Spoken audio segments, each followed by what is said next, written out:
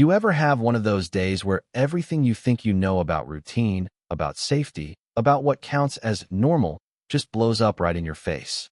That was the courthouse morning I'll never forget, when my K-9 partner Shadow decided rules were just a suggestion. 1 second, we're rolling past Jefferson County Courthouse, Denver. Nothing on the radio, just a second cup of coffee in hand, planning the rest of a routine patrol. Next thing I know, Shadow's losing his mind in the back seat, whining, then growling, then clawing so hard at the cage I thought he'd rip through steel. I figured maybe a squirrel. Yeah, right. But when he barked, sharp as a gunshot, I hit the brakes, heart thumping. Shadow doesn't bark in the cruiser. Not ever. I barely opened the door before he launched out, nose glued to the ground, dragging me up those courthouse steps like he'd just clocked overtime on purpose. I could feel everyone staring. Legal teams, board security guards, a bailiff reaching for his radio. K-9 unit, sorry. He caught a scent. I mumbled, badge out. Not sure what yet. The bailiff raised an eyebrow, but there was no stopping Shadow, zigzagging, laser-focused. Like every cell in his body was tuned to something I couldn't even smell. We crashed through the doors of Courtroom B, where Judge Monroe was about to make the final call on an 8-year-old girl's future. Lena Cruz, the kid with the solemn eyes and a mop of curls, sat alone on a bench that looked way too big for her. Every head in the room snapped around as Shadow stormed in, yanking me past stunned attorneys and a social worker in the back row. Sorry, K-9 unit, he's tracking something, I kept saying, but honestly, I had no idea what. And then, Shadow dove under the judge's podium, whining soft and low, until I knelt, lifted the hem of Monroe's robe, and there she was. Ava, 4 years old, eyes wide, clutching a stuffed rabbit, missing for 3 hours. Not even listed as an emergency yet because her grandma had hoped security would just find her quietly. But Shadow, he found her, tucked away behind a beam, trembling and scared. Let me back up a sec. The chaos after that was something else. EMTs called, court officers hustling, the hearing instantly recessed. Lena watched, silent but sharp, while Ava clung to Shadow like he was her lifeline. In the swirl of all those adults running around, you could tell Lena noticed everything. And Jake, me, I couldn't stop watching her. The look she gave Shadow, the way she didn't flinch when the room exploded, like she'd seen too much for her age and learned to keep her armor on tight. After the medics cleared out, Judge Monroe, silver hair, stern but not unkind, called me and Shadow into her chambers. You don't apologize for saving a life, she said, sipping from a mug that said, world's most patient woman. We talked about dogs and instincts, about timing, about the power of just noticing. She pointed out Lena. That girl's been through 4 homes, lost both parents, and didn't blink in all that chaos. Watched her calm Ava with a few gentle words, like it was second nature. Yeah, that happened. Outside, Lena sat quietly on the bench, petting Shadow, who was soaking up every second. He's soft, she said. He likes you. I told her. Truth is, Shadow's picky, but he trusted her right away. You did something kind back there, I said. Lena shrugged, eyes distant. She looked scared. I know what that feels like. Enter the Martinez family, a couple in their 40s, hearts on their sleeves, ready to adopt. We saw what you did, they told Lena. We saw your heart. She blinked, taking it in. I watched her, thinking how sometimes kindness isn't loud. Sometimes it's just showing up, steady and quiet, for a scared kid or a trembling dog. The days passed. Shadow settled back to chasing tennis balls, but I couldn't shake that feeling, something unfinished. I asked to visit Lena at her foster center. She grinned when she saw Shadow. And together we sat out on a picnic table as the sun dipped low. The Martinez family is nice, she said. They told me I could pick a new middle name. I think I want Hope. That about gutted me. In the best way. Weeks rolled by. News about the dog who broke protocol made local headlines, but I dodged the cameras. Shadow was no celebrity, just a cop, doing what needed to be done. Still, something about Lena's calm in the storm stuck with me. I started digging through old case files. Why did Shadow react so fiercely? Then one night, he started pacing, restless, like something was left unsaid. I found a faded blue cloth in the courthouse vent, stitched with an E, Eloise. A missing girl from 2001, gone during a custody hearing, case sealed, never solved. I brought the evidence to Judge Monroe, and together we followed Shadow's nose, back to courtroom D, to a floor panel in the janitor's closet. Underneath, the remains of a child, Eloise. The janitor, Caleb Rowe, was still working there, quiet, invisible, always nodding hello. But when I confronted him, his words chilled me. Some things ought to stay where they're put. We got a warrant. Searched his space, and Shadow pointed out every hidden corner. We found the proof, blanket fragments, a pink shoe. Caleb vanished, but Shadow picked up his scent outside Lena's new home, leading us into the woods behind her neighborhood. There, we found Caleb, broken and hollow, ready to confess. He hadn't meant to hurt Eloise, but then he'd covered up his mistake for over 2 decades. The arrest made headlines. This time, I let the story be about Eloise, about the ones who get forgotten. They put up a plaque outside courtroom D, in memory of Eloise Gardner, a child whose voice was lost but never forgotten. Lena read a letter at the memorial, her voice trembling but clear. I didn't know you, but I felt you. We all did. You mattered. Afterward, Shadow finally slept, deep and peaceful. I retired him from field duty, kept him close, let him do school visits with Lena at his side. Some afternoons we'd sit on the porch, watching the sun slip behind the trees. Do you think dogs have feelings like people? Lena asked. I think they have something better, I said. They just know. That's what this story is about. Not just a rescue dog, but the power of paying attention to what's missing, to what's unsaid, to the smallest signals in a world full of noise. Sometimes, the greatest heroes aren't the ones who show up with sirens blazing.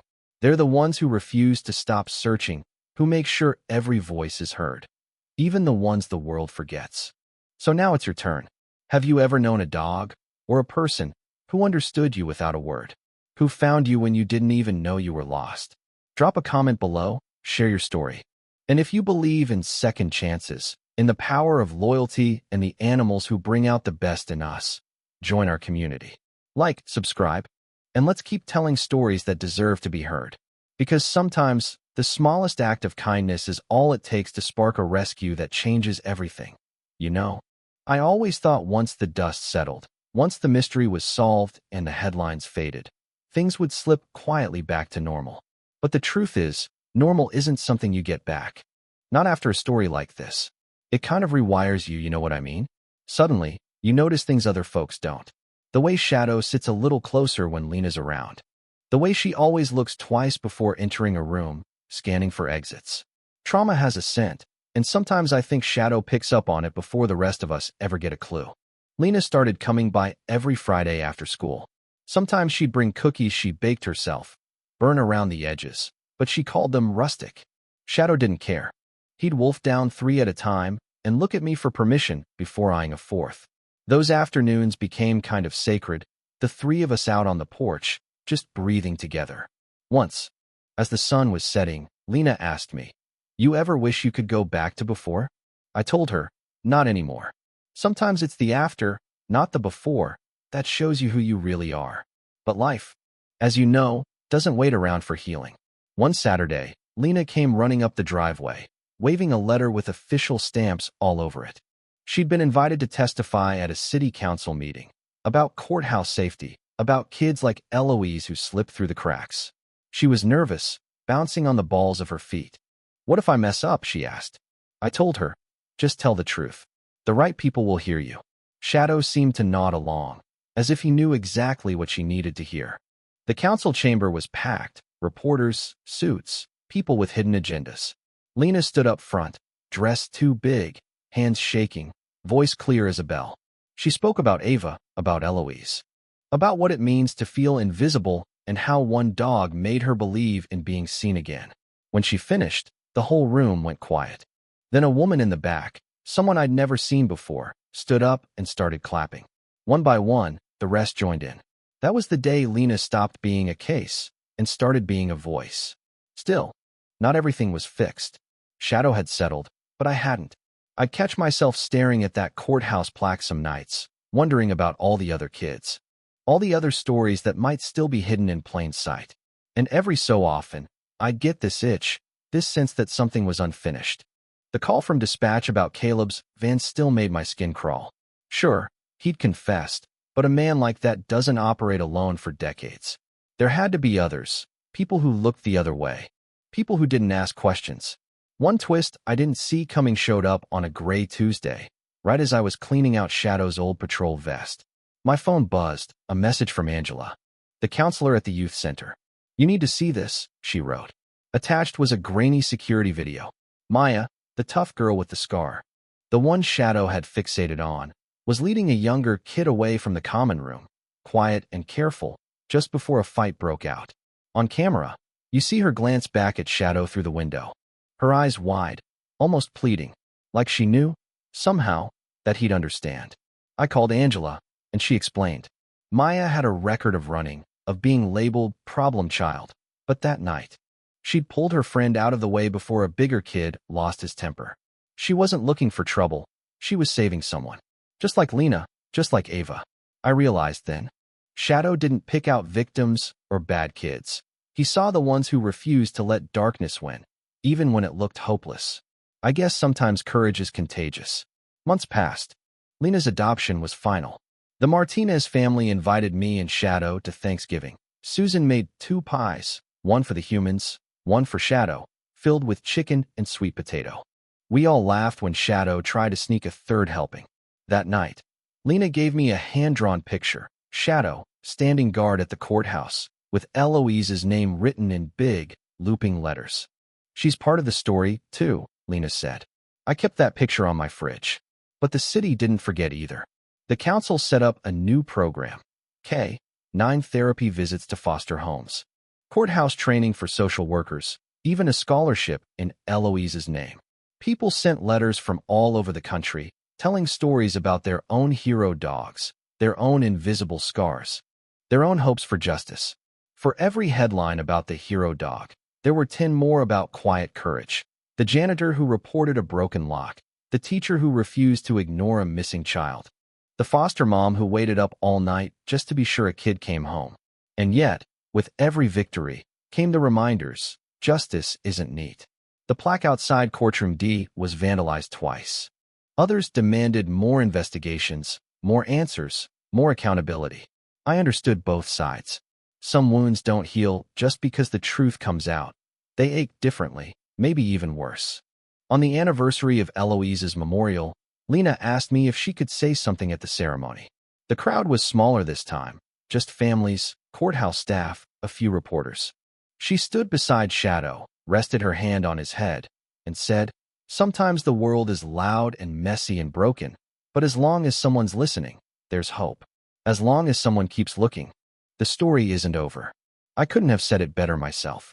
You want a cinematic ending? Here's what I remember. Dusk falling over the courthouse, golden lights streaming through the glass.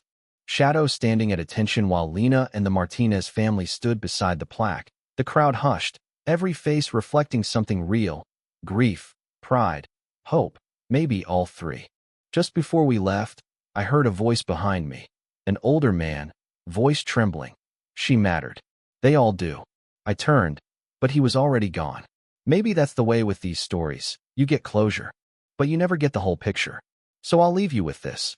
The story doesn't end with an arrest, or a plaque, or a headline. It lives on in every person willing to pay attention, in every Shadow, every Lena, every Maya, every lost voice finally heard. And it asks the same question every single time. When it's your turn, will you listen? Will you speak up? Or will you walk past, telling yourself it's not your problem? I want to hear your thoughts, your stories. Drop a comment. What do you believe real justice looks like? Can a single act of kindness change a whole community? Or is that just wishful thinking? Share what you know, because somewhere, someone is waiting to be seen. And sometimes, all it takes is one person or one loyal dog to make that difference. If you felt something from this story, if you've ever been found, or found someone who needed you, don't forget to like, subscribe, and keep this conversation going. Because the world's still got plenty of voices waiting to be heard. And you, yeah, you could be the one who finally listens.